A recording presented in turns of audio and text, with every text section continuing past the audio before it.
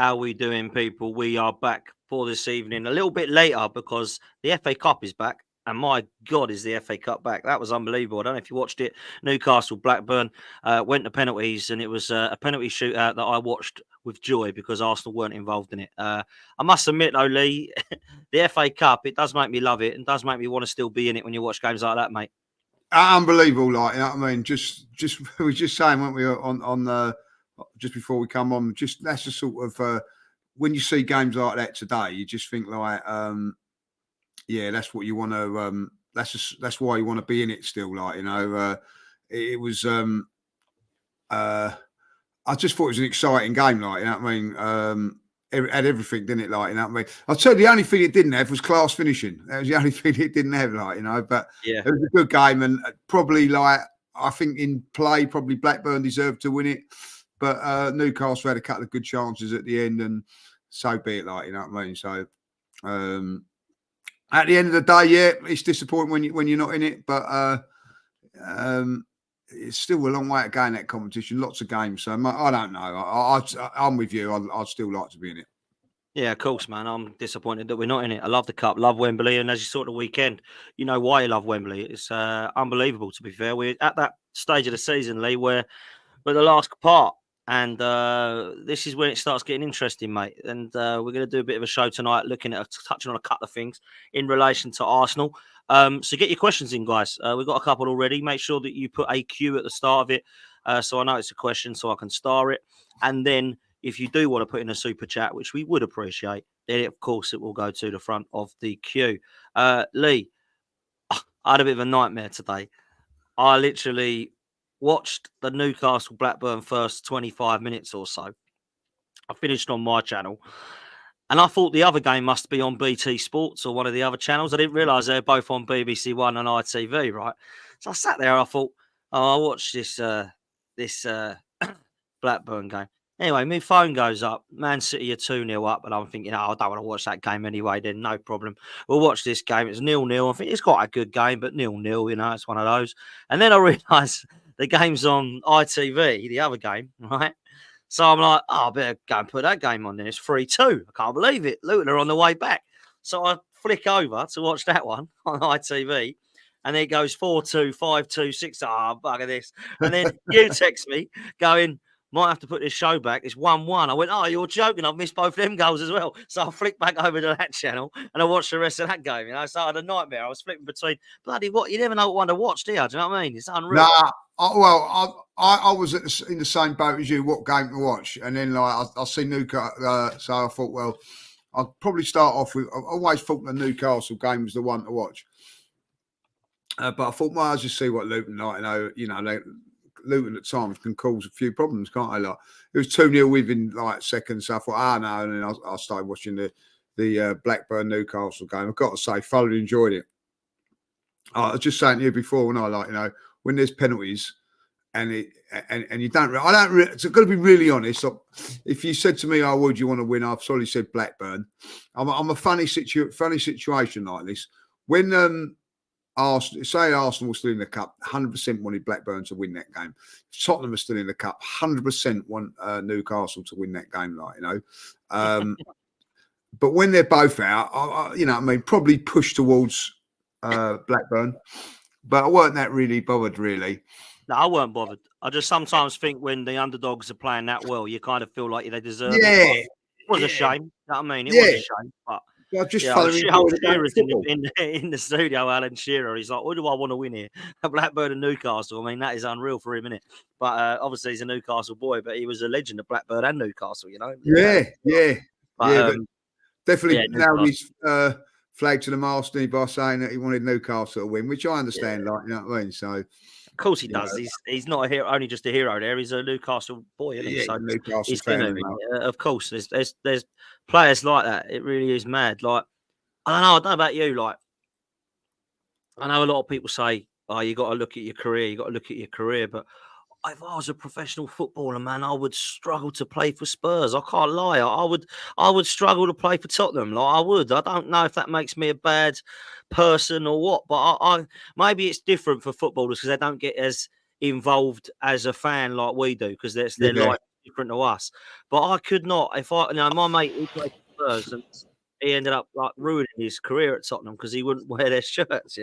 Like he was honestly, it was that bad. He used to play his Arsenal. He used to wear his Arsenal shirt, and he used to wear his Tottenham shirt over his Arsenal shirt, so it didn't touch his skin right. And I used to say to him, "Look, you can't do that if you're coming here." Do you know what I mean? And he's like, "Well, I ain't take my Arsenal stuff off." And they were like, "Well, you got to, mate. You play for Tottenham now. You can't be wearing an Arsenal shirt underneath your Tottenham stuff, mate. That's not how it works." And he's like, "Oh, I'm not taking it off." I got rid of him. He went to Watford. It's unbelievable. And I said, "It's honest, God's honest truth, mate. That is a serious thing." Now, people might think, "What a muppet." I mean, the kid, he was about 12 when he was doing it. So he's obviously like a young kid at the time and weren't really thinking straight. But I don't know, man. Maybe I would. Maybe it's different with the money's involved and your career's involved, Lee. But Darren Bent is a massive Arsenal fan. I see what you're saying. Like, people change allegiances, don't they, when they've played? Like, I look at, like Matt says, money helps. Like Matt says, money does help, I suppose. Like, you know what I mean? Like, don't forget people like Michael Owen and Jamie Carragher, big Everton fans before they went to Liverpool. Massive. Now changed. So I do think it does change.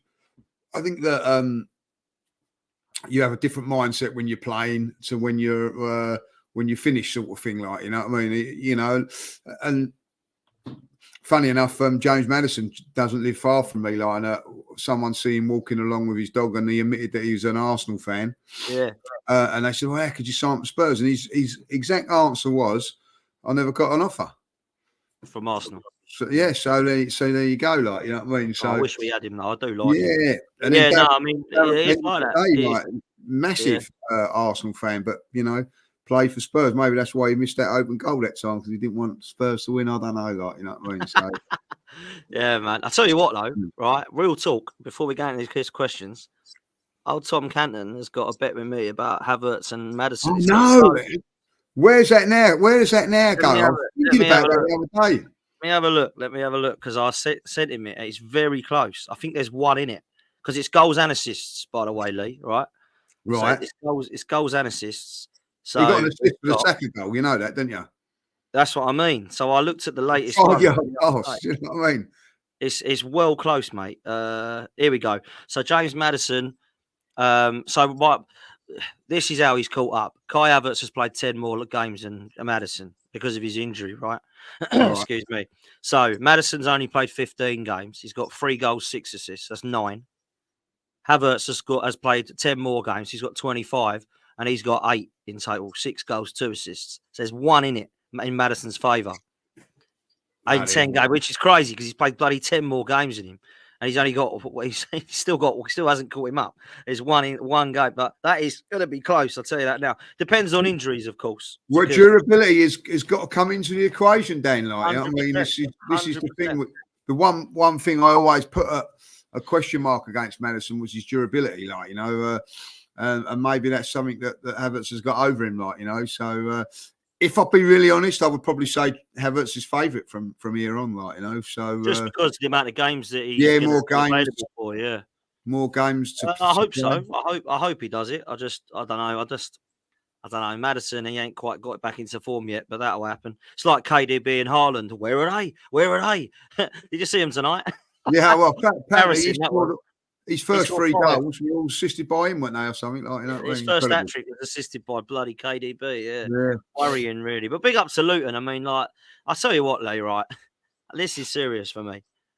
I don't remember 2 teams coming up that were as bad as Burnley and Sheffield United for a long time.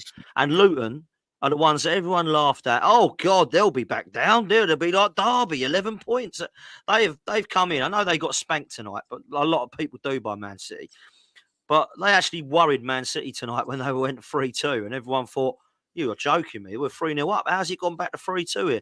Honestly, I think Luton actually do have a little bit of fight, mate. Been brilliant. They give us an unbelievable game. They drew with Liverpool, man. And they give Man City a game and all in the league. You know what I mean? They give Tottenham a game in the league. They're a difficult team to beat at Kenilworth Road. You know what I mean? So all fair play to them. And I think when you think about it, Sheffield United and Burnley romped away with that league, didn't they, last season? Yeah, And they did. Luton Burnley United- particularly, like, yeah, part of the playoffs. I And tell you what, I do love our chat, and I do love all of our listeners. But there ain't many listeners I feel sorry for than John. I mean, he had a season ticket that year that Derby were in the Premier League.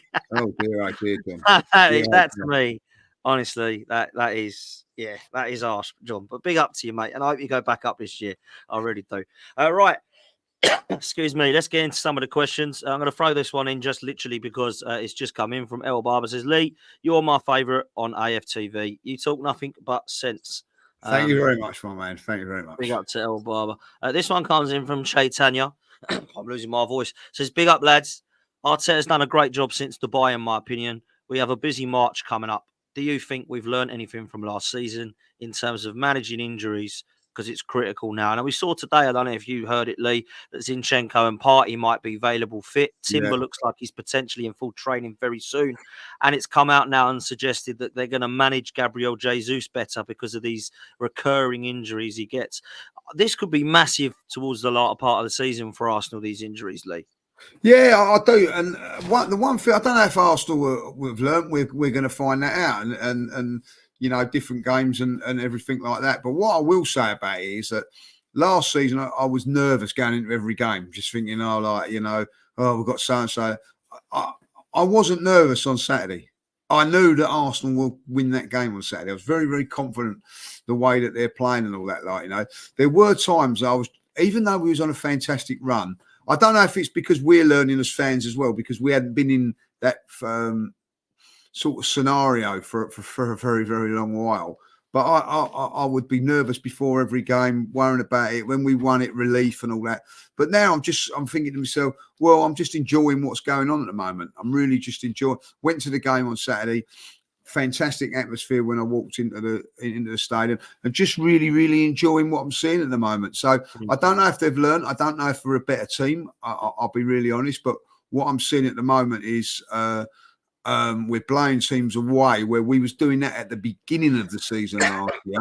We now hopefully we can do it at the end, and it would be, if I'll be really honest, better to do it at the end than the beginning, I suppose.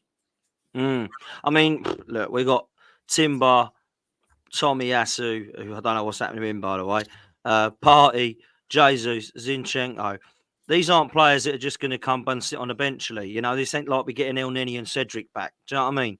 Like, this for me is actually like really key. And I look as well at the likes of those players that could be on our bench now and think that can make it really strong. You know, like if you're looking towards the bench and you're seeing the lights of, oh, do you know what? We can actually bring on Jesus now when Havertz maybe he needs to drop in a different position, or Trossard comes into the mix. Then you've obviously got the likes of Smith-Rowe, who people ain't talked about. What thought he looked really sharply when he came on the other night, Smith-Rowe. So yeah, definitely for sure. Let's bring this next one up from Nando.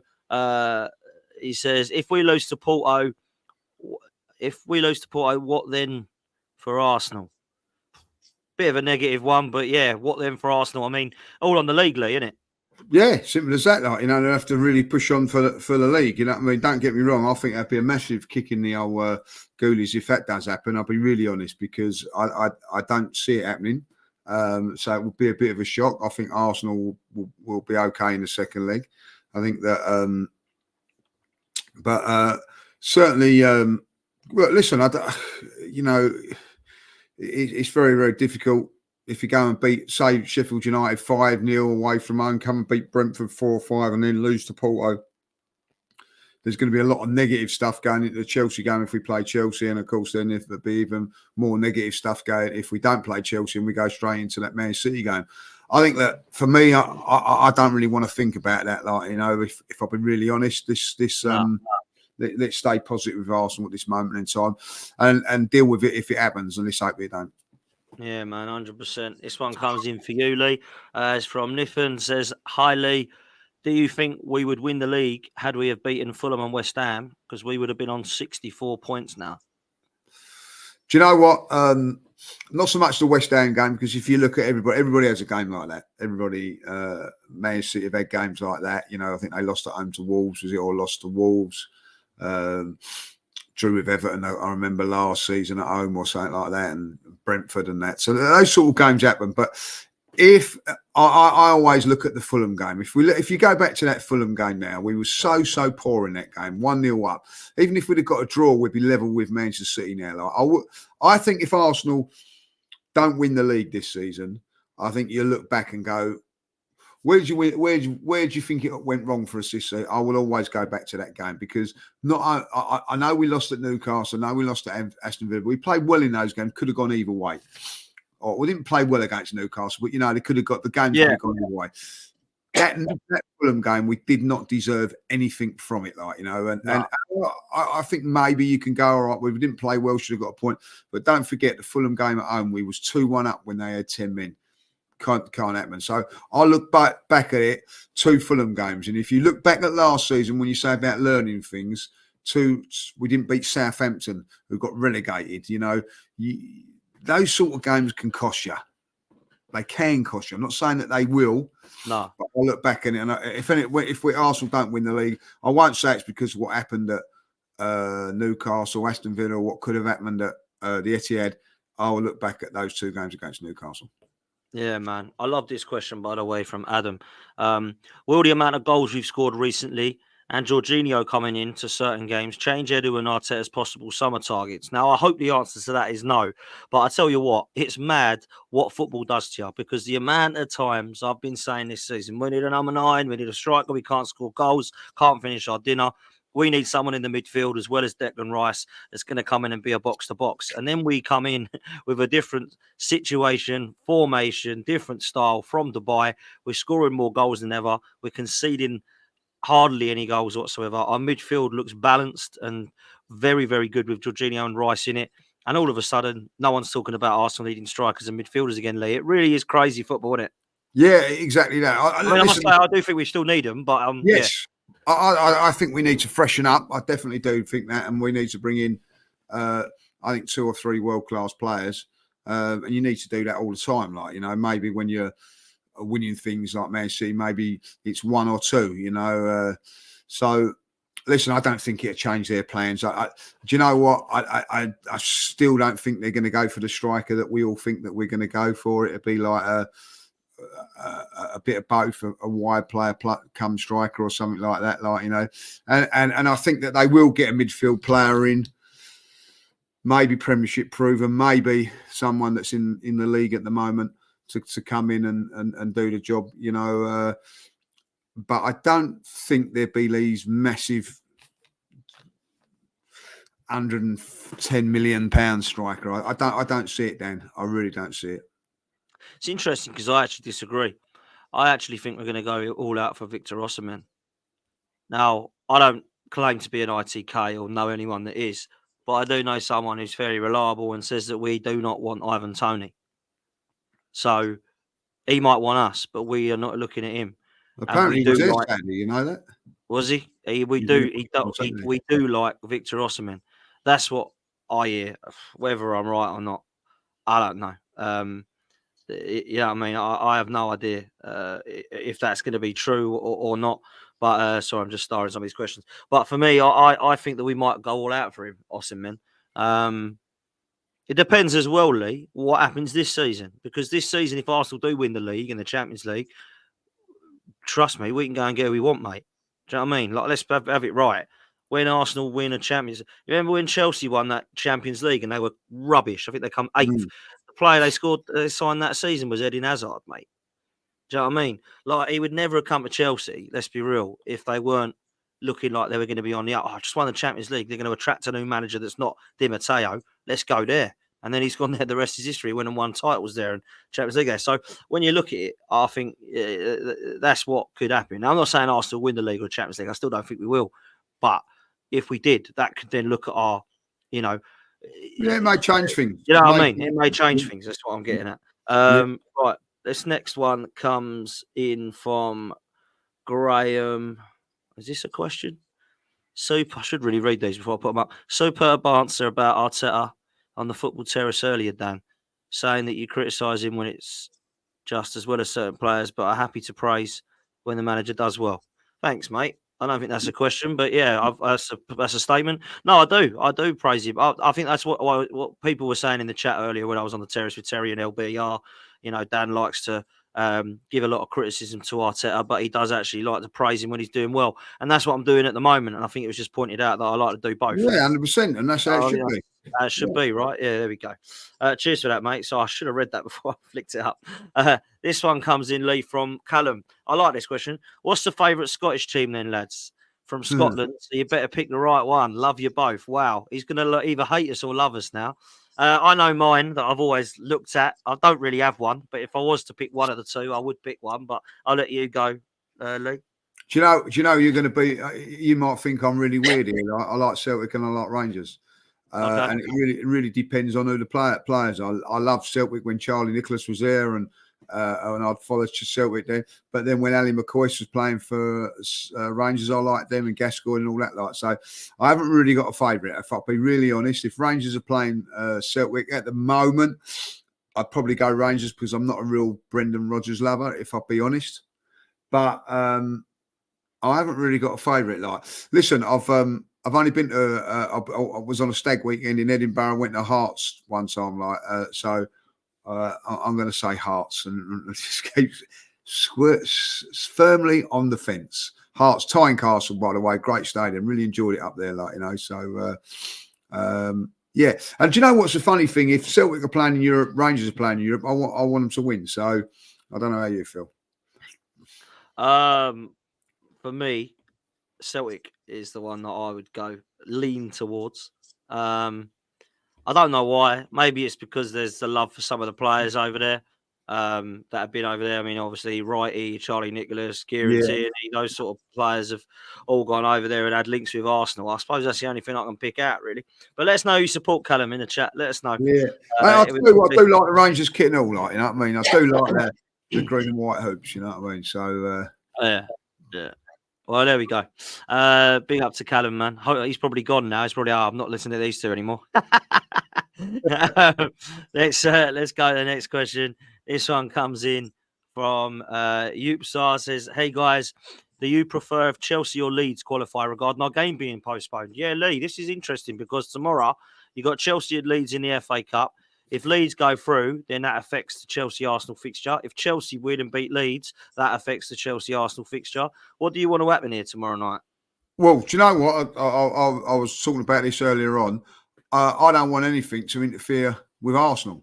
So as far as I'm concerned, come on, marching on together. I want Leeds to win tomorrow, So because listen, I've been told by a reliable source that actually in the club told me that the Brighton game was going to be half-5. That's come out and been half-5. Told me Aston Villa game was going to be half-5. Also telling me that the Spurs game will be at 4:30 on a Sunday. And also has told me that the Chelsea game will be the Wednesday before that Spurs game. So we'll play, I think, we'll play at the weekend, and it'd be Chelsea, Tottenham, Champions League if we're still in it, And then Man United. Bloody hell. Yeah. So our three games would be Chelsea. So I think we'll be Chelsea, Tottenham, Man United in 3 games. So for me, Leeds United all the way. Do I think it'll happen? No. I'll tell you what, if Leeds were to go at Stamford Bridge and win that tomorrow, that's Pochettino's lot. So I don't think it'll happen. So unfortunately, I think that we're play against Porto on the Tuesday, and we won't. Our next game will then be Man City away, because obviously we've got the international break as well. So we could be out without a game for nearly 3 weeks. Interesting, man. Very interesting. This is a good question from Sakayo. He says, favourite Arsenal shirt of all time? I'll let you go first, mate. Oh, I like the yellow one, 2004. Obviously, like the Invincibles. Like any yellow shirt, I'm in there. But I think 83, 84, when Charlie Nicholas was playing at the Umbra kit, which was really nice.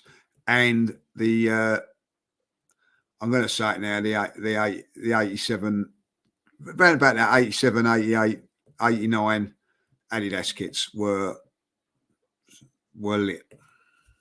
Yeah, man. I've got 3 away kits I love. One of them's that one behind me, the bruised banana. It's probably my favourite. Love it. The Yeah, that's a gold good one, one. there's quality. The gold, Will Towards, Old Trafford, gold Sega kit.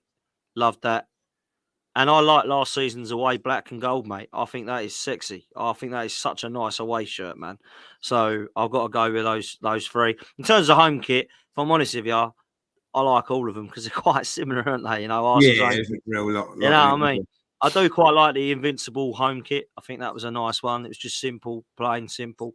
I don't like when they try too hard to do like too much with it. If you get me, I like keep it simple, red and Yeah, white. plain red and I white. mean, plain red and white. That's the way I see it. I'll ask you a question. Like, would you prefer Go white socks or red socks? on. So I always said white socks, red and white socks, but we did once red shorts, red. Remember we did a red shirt, red short, red socks, Yeah. and it looked fucking nice. I must admit. What do you think? I've always liked the white socks. I'll be honest. I've always liked white socks, but I'm definitely red and white shorts. Always got to have the white shorts. I'm gonna go now. I'm gonna go red socks. I think I'm gonna So go red, white, red. It would be Yeah, like red, white, red. but growing up like as we're going through like the year and all, I always like white Excuse me. socks.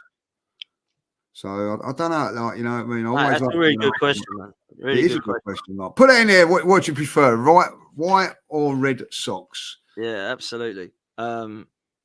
Let's take this one from Tony. Big up, Tony. Says, I've never felt so confident about the Arteta thing until this calendar year.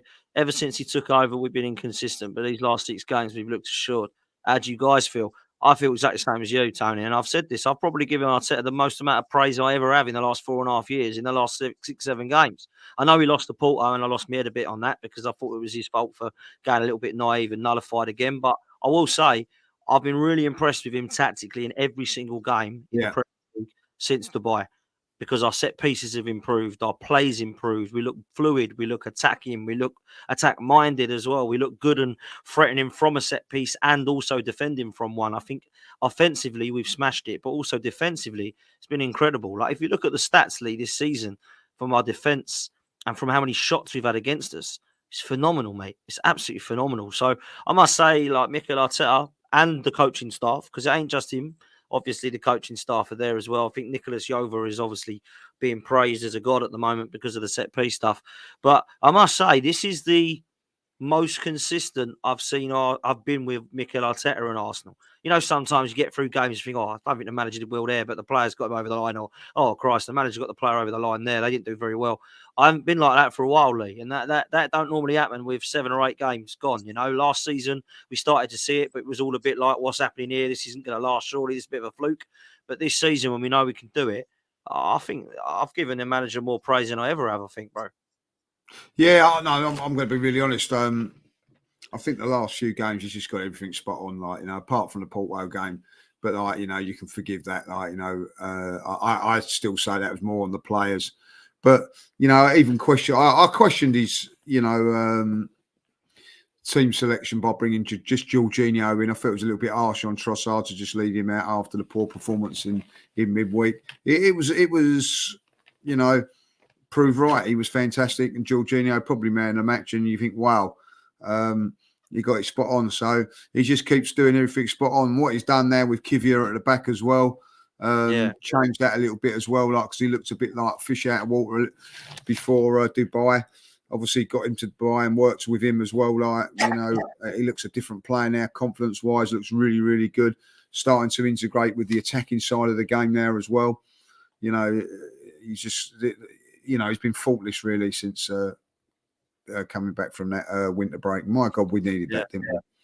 100%, man. Like honestly, like it's mad. Let's take a look at this one because I really like this question. Callum, if you had the option to win the Champions League this season, but then not win the Premier League for the next 3 seasons after that, would you take it? Personally, I wouldn't. The reason I would is because you're not guaranteeing me to win anything for the next 3 years after it. Because if you said to me, you don't win a Champions League, but for the next 3 years you're going to win something, I'd take you up on that. But if I've got no guarantee of anything for 3 years after winning, I'm just going to take the trophy because Champions League for me this year is the one I want because it shuts all those neutral fans up. Like I was sitting there today with LB and he's going, well, Chelsea are in the question now because they've won 2 Champions Leagues. Yes, so Forest. Like, let's just not do that. Arsenal are a bigger club. But until we win that European trophy, until we win that Champions League, everyone's always going, oh, Arsenal aren't quite that big though, are they? Because that European heritage is not there. Just go shut them up and win one. That's what I say. So I'd take it, Lee, would you? Yeah. As much as I'm a league person, all that, like, if you're going to give me the choice, I'd say Champions League. But like, the bread and butter is week in, week out, 38 games. So for me, I don't think you can say, "All right, a cup." It's still a cup competition to me, and I don't buy into all this thing like, the best team wins the cup. Like it did last year, but the majority of times it don't. If you look at Chelsea, won it when they was 8th, didn't win it when they were champions. You know what I mean? Like, believe it or not, in Manchester United in '99 didn't go into that competition as champions.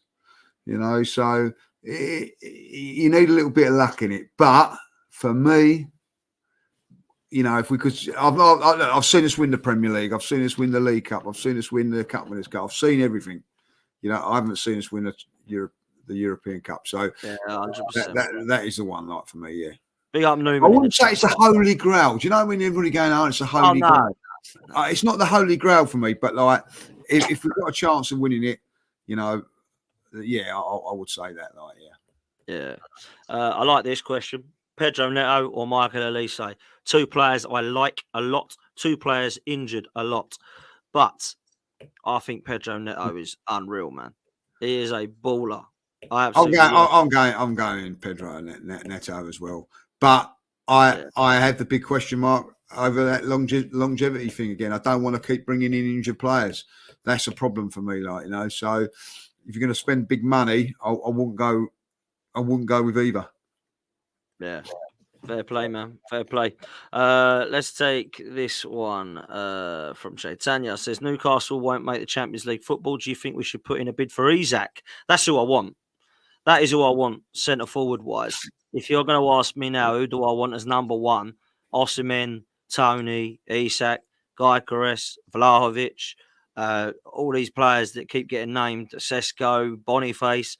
I'm taking Isak, mate. I think he's the second best striker in the Premier League behind Haaland. I will go that because he can also play wide as well. Yeah. So I think it's someone that can play both positions. Yeah, 100%. I'll probably look like that. And don't forget now, we've got the person with the height. If you want to go like aerial band now, you've got that with Havertz, who won everything in the air against Newcastle. Mind you, after seeing their 2 central defenders today, I'm not so sure that was a masterclass, but you know what I'm saying, like, So I think that we've got that option now of the aerial route if Havertz is in the team. So somebody like Isaac that can play both positions. So I'm with you on that. Yeah, 100%, man. Massive fan of him. Like, I love him. I loved him when he went to Newcastle. Don't know why we didn't release his clause when we were stuck with Eddie, but that's another story. Big up to Sarah. Top girl, hope you're well. Says, hello, lads. Hope you're feeling better. Bless you. Thanks very much. Who do you think has the best running and why? Love this pod. Keep it up. Do you know what? This is a great question. I'll tell you That's why. A great question, Sarah. Very, very good. It's a really good one. Because I had a gal on earlier in Kenny Ken, and he brought it up on screen. It's very, very hard to pick who's got the easier running because we all have to go to a majority of the same places, Lee. We've all got the same games, really, at the moment. We've all got to go to Brighton. We've all got to play Villa. We've all got to play Spurs. We've all got to play United. We've all got to play pretty much each other apart from Liverpool and Arsenal. Obviously, Liverpool got City. We've got City. City got Arsenal. It's very, very hard to say who's got it. I think on paper, people think, oh, it's Man City got the hardest run. That's what a lot of people are saying. Now, they're probably saying that because they're gooners, right? But Liverpool ain't got easy. Arsenal ain't got easy. You know what I mean? We've got to go with very, very hard away games. Wolves ain't easy away. Brighton away. We've got to go Old Trafford, Man United and Etihad. That's most of our. We've got 6 away games and they're all bloody hard, basically. Do you know what I mean? It's going to be tough, man. I don't know how to call it, if I'm honest. No, I don't know how to call it. It's going to be tough. For someone said, I think it might have been Jamie Carragher. Yes, I was listening to maybe Jamie Carragher. I think it was Jamie Carragher. Turned around and says that Man City's next few games are after this weekend. No, I think it is this weekend. They've got Manchester United away. Liverpool away, then Arsenal away. If they were to win all them 3 games, Dan, they will win the league. Yeah, LB said that. They've got Man United, Liverpool, Arsenal in the next 3. They win them, they'll win the league. Yeah. Yeah. Now, if you look at that, and Arsenal had that, you'd be going, oh, take a point there, take a point there. Yeah. Now, if they listen, they could well and easily, you know what I mean, like, they got Man United at home. I thought it was at Man United, like, you know. No, it's at the Etihad, Man City. What, Man United? Man United, the Manchester derby at the weekend is at the Etihad. Right, so I think it'll be about 4-0. Right, so they're at home. They go to Anfield. Right, they go to Anfield. Like, okay, like, you know what I mean. So they got Man City, they got Man United at home, which they beat them. Liverpool away, Arsenal at home.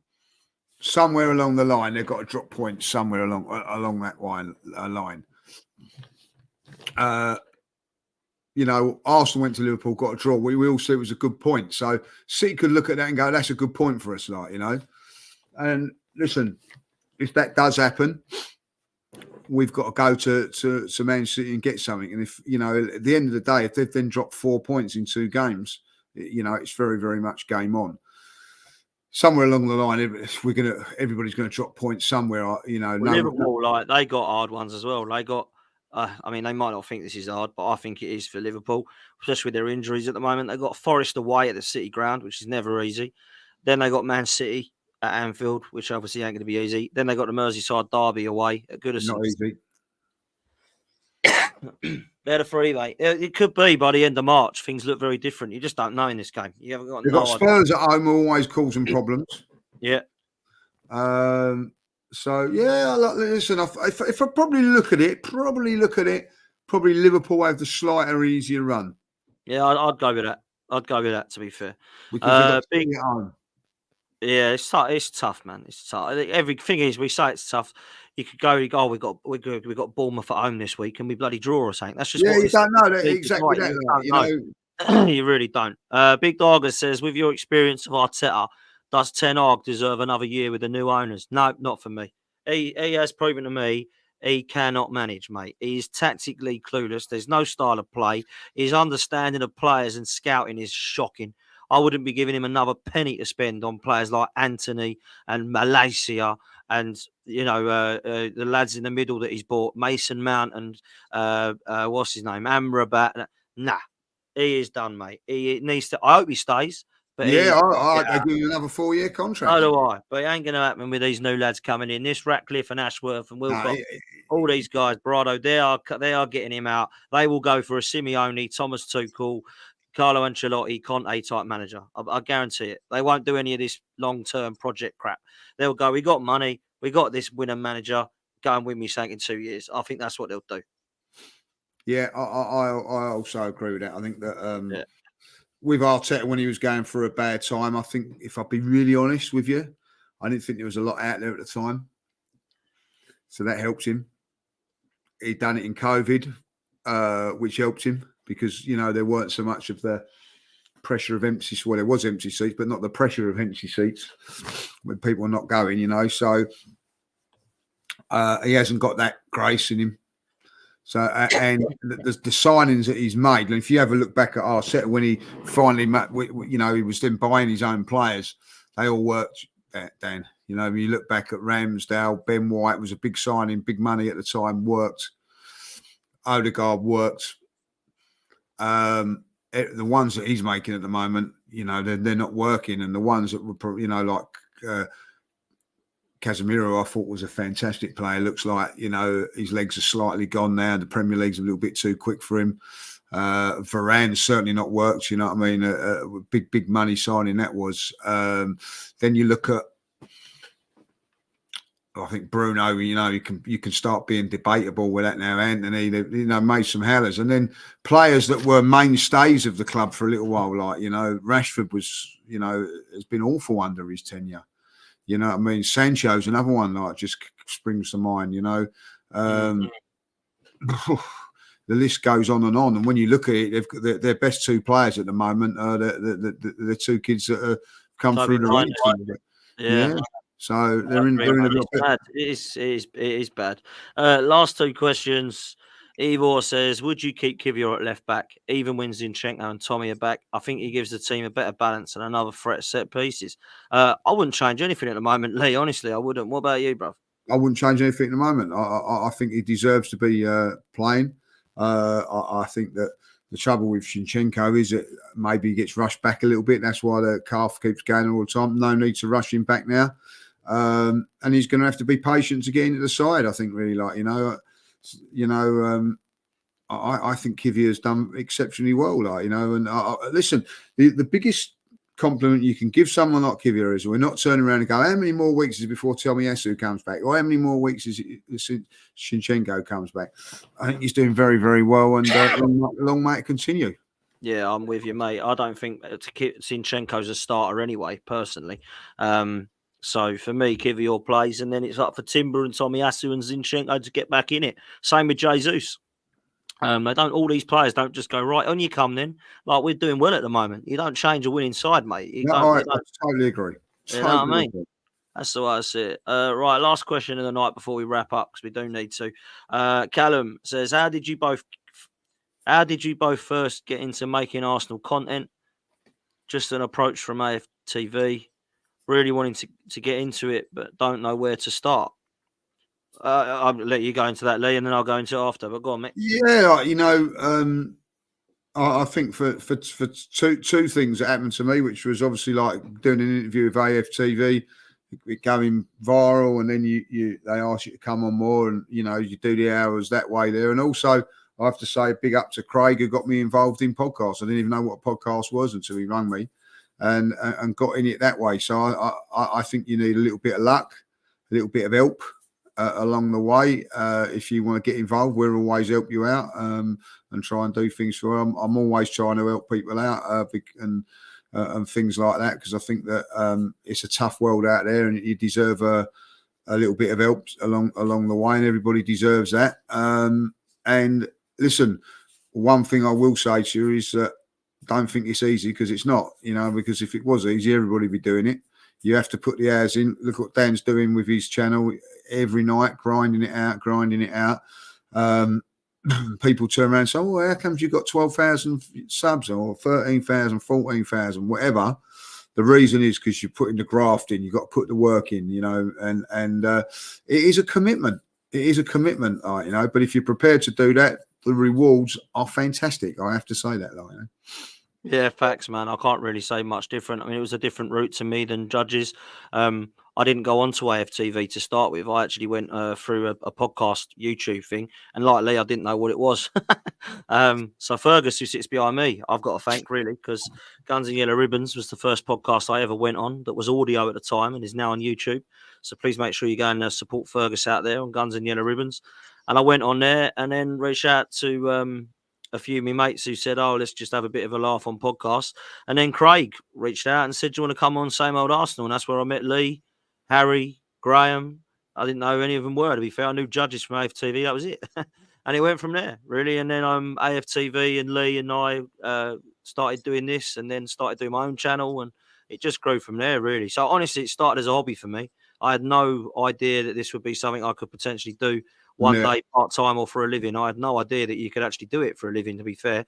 I honestly, hand on heart, just jumped on a stream one day and started talking football and enjoyed it as a hobby. And it's kind of got me to here, really. So, yeah, man, we'll see. But trust me, it's knackering. It's tiring. It is not a job that you look at and go, oh, I talk football for an hour and I go lie on the beach. It ain't like that. Trust me. It might be for some people like Mark Goldbridge and people like that, but it ain't for me. So, yeah. All those guys, you Mark Goldbridges and all that, you have to tip your hat to for the work that he's done 100%. And all that, all the guys, from the Chelsea, Man United, Liverpools and all that, had to start somewhere and had to put the graft in, you know what I mean? So, and all fair play to all of them, and the one thing you got to do is just got to be real. I don't try and be something that you're not. That's my I think biggest don't advice I force give stuff to as anybody. well. Don't force stuff. Don't go on there trying to be a lead judges or a Dan Potts. Don't go on there trying to be a Troops or trying to be a Mark Goldbridge. Just go on there and be yourself, and just always be yourself. Don't look at a clip and think, right, he got 500k by screaming down a camera. I'm going to go do that, because you'll get about 500 people watch and go, oh, that didn't work, and you make yourself look fake. Just go on there and chat. People all love you. People all hate you. I get hate every day. I get love every day. So does Lee. Yeah, that's the way it is. Just go and do your thing and say you the way. If you can meet somebody, it's the biggest compliment I've ever given to Lee. When I didn't know Lee, I knew him on AFTV. When I met him, exactly the same bloke as he was on AFTV. That is the biggest compliment you can give someone. When you go there and you think, oh, hell, he's well different to what he is on the camera. Like, that is weird. Then, and you'll get people like that. Trust me, that ain't a good thing. So just be real, do your own thing. And don't force stuff, because it will come naturally. That's what I'll say. But there we go. Reggie makes me laugh. I tried to be judges once. I got arrested. Yeah, cheers, Reggie. Yeah, mate, very nice. Thank you. Big up. Listen, Lee, before we go. Oh, yes. We've just got to do the old football prizes is back. The prizes is back, like, you know what I mean? And again, they've gone with Saka again, which is unbelievable thing again with the old Saka. Let's just get the you caught me out here, Dan, because I've got. Oh, sorry, mate. You got your script. And you ain't got, I've got my script. Sorry, mate. Like, for the old football. I thought you were ready. My bad. But they've done it again. Look, they've done it again with the Saka one. Like, massive Arsenal competition. Saka signed and custom led framed Arsenal shirt with, again, that built-in TV again. Like, you know. Plus, listen, this is what amazes me about these prizes. Plus 16 instant prizes. Now, for those instant prizes, Ben White signed shirt, Shinchenko signed shirt, Declan Rice signed and framed shirt, also a Gabriel Jesus signed shirt, and much more, like, you know. And of course, that is for $3.95. Gets you a chance to win this stunning design frame shirt from our star boy Bukayo Saka. It's a beautiful piece of custom-made poster backdrop, customized inbuilt LED lights, and one-of-a-kind frame. Also featured, as I said, that TV throne showing all of the youngsters' best bits and all that. Like, so it's a fantastic prize for $3.95. It gets you a chance to win that, and of course, many other prizes there as well. Like, you know, so listen, a couple of my favourites in there. I'm going to have to say, Declan Rice is fast becoming one of my favourites, and Ben White has always been up there as one of my favourites. So, some good prizes there. Good luck with that. Go over to Football Prizes with a link there in the description, and you've got your chance to win that Saka signed shirt. I tell you what, I think I'm going to, even if I can't get one of them, I might have to buy one of them. Like, do you imagine putting one of them up there and mate, it all lights up on the TV? Yeah, it'd be quality. They are class, man. I must say, they are class. I went in for a couple of them, and I unfortunately I do know someone who won one, and I got very jealous of that, because but if you do win it on if you actually do go in for it and do win it on us, let us know. Let us know. Yeah, and we can do a feature on it. That'd be class, wouldn't it? Someone from Lee Judges, or even better, you know, I mean, if you do win it, you know, donate it to us. Be very nice. This is my favourite comment to see us out for the night, from Adam, who comes with good questions. He says, if we win the league, will Lee Judges eat a fillet of fish every week until the start of the new season? Listen, no chance like that. I mean, why do I eat a fillet of fish, right, if I don't eat them, like, during the season? Like, you know what I mean? I wouldn't do it, like, you know. I'll eat a Big Mac every day if we win it, like, you know what I mean? But I'll tell you what I will do. I see someone saying there, will you get on the pints? Most certainly, if Arsenal do win that league, that last game of the season, if we do, I will find myself probably down at Tottenham with a bottle of champagne, and anybody welcome to come and join me and have a few beers that night, because I can tell you that now, that will be one hell of a night if Arsenal can win that. 100%, mate. 100%. And listen, if they win the Champions League, Wembley Way will be, well, that'd be unbelievable. Like, you know, maybe let's not get ahead of ourselves. But whatever happens, if Arsenal do win one of those two, even one of those two big trophies, we'll get on the beers, man. We'll get on the beers.